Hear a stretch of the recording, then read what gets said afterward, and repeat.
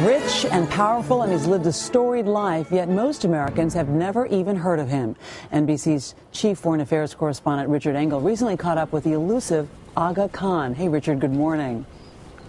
Good morning, Ann. The Aga Khan, he's one of the most fascinating people who I've ever met. He's like a head of state without a country. He's a religious leader. He's also doing some of the most important charitable work in the Islamic world.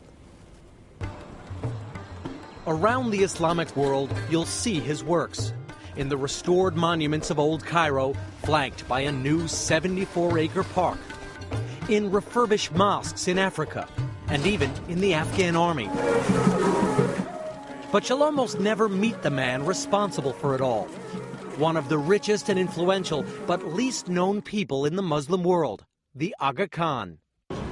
He told us this is the first interview he's ever given to an American television network. I've always taken the attitude that it's better that the work should speak rather than the individual. I met the Aga Khan in Mali, a poor nation in West Africa. We sat in a park he just refurbished 600 miles south of Timbuktu.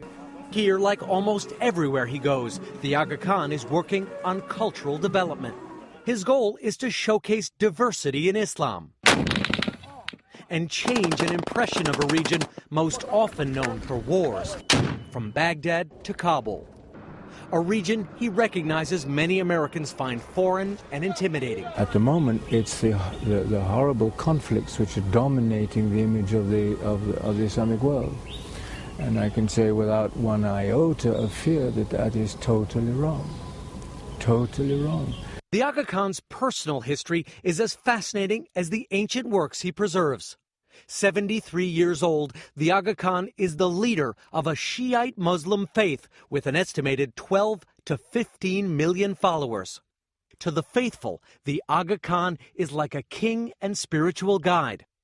They believe he's the direct descendant and legitimate heir of the Muslim prophet Muhammad. They call the Aga Khan an imam, meaning leader. And an imam in Islam is responsible for the security of the people who refer to him. He's responsible for the interpretation of faith, and he's responsible for their quality of life. So those three areas are areas which are my responsibility. His followers, called Ismailis, live in more than 30 countries, many in Central Asia. Broadly, they're considered moderates. In fact, Al-Qaeda believes the Ismailis are a bitter enemy. I've always referred to it as a conflict of ignorance, and I still believe that's the root of the problem.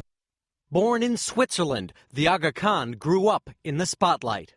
His grandfather was the last Aga Khan. The glamorous screen star and the heir to one of the world's most fabulous fortunes. His father was married to the late film legend Rita Hayworth and was said to be one of the richest men of his day. But the current Aga Khan, who assumed the role at 20 years old, was private. Sport was his passion. He skied in the 1964 Winter Olympics at Innsbruck, Austria. Ensconced among the international elite, he studied at Harvard, is fluent in 3 languages, was on the cover of Life magazine in 1958, and met President Kennedy at the White House. Today, the Aga Khan remains very wealthy. The money comes mostly from the contributions of his followers, which he then redistributes liberally. I think the first thing is to try to replace that fear of poverty and the pain that goes with it by some sense of hope in the future. That things don't have to be that way, that they can change. Trying to change a region better known for war with development and culture.